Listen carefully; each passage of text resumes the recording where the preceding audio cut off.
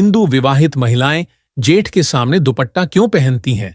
क्या आपने कभी देखा है कि भारतीय समाज में विवाहित महिलाएं अपने पति के बड़े भाई यानी जेठ जी के सामने सिर ढककर बात करती हैं? आखिर इसका कारण क्या है? क्या ये सिर्फ परंपरा है या इसके पीछे कोई गहरा अर्थ छिपा है? हाँ, और एक जरूरी बात, कुछ लोग इसे परंपरा को हमारे हिंदू धर्म ग्रंथों से जोड़ने की चेष्टा करते हैं, जो कि बिल्कुल गलत है। हमारे हिंदू धर्म ग्रंथों में कहीं पर भी इस विषय के बारे में लिखा नहीं गया है। यह बात को ध्यान में रखें, हमारे साथ जुड़ें और सच्चाई को जानें। हिंदू संस्कृति में जेठ जी को पिता समान माना जाता है। जैसे हम अपने पिता के सामने सिर झुकाकर आदर दिखाते हैं, वैसे ही जेठ के सामने दुपट्टा ओढ़ना सम्मान का प्रतीक माना जाता है।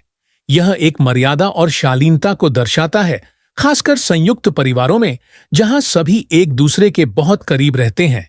हिंदू धर्म में एक स्त्री का सबसे बड़ा आभूषण होता है उसकी लज्जा और मर्यादा।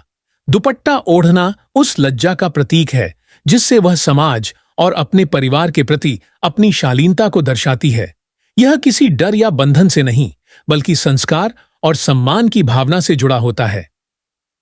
हालांकि समय बदल रहा है और कई महिलाएं अब इस परंपरा को नहीं निभाती, फिर भी ग्रामीण इलाकों और पारंपरिक परिवारों में यह प्रथा आज भी जीवित है। यह कोई जबरदस्ती नहीं, बल्कि एक सांस्कृतिक पहचान है जो परिवार में आदर और रिश्तों की गहराई को बनाए रखती है। तो अगली बार जब आप किसी बहू को जेठ जी के सामने सिर ढकते हुए देखें, तो समझिए कि वह एक संस्कार, आदर और आत्मसम्मान का प्रतीक है। अगर आपको यह जानकारी अच्छी लगी हो तो लाइक करें, शेयर करें और सब्सक्राइब जरूर करें।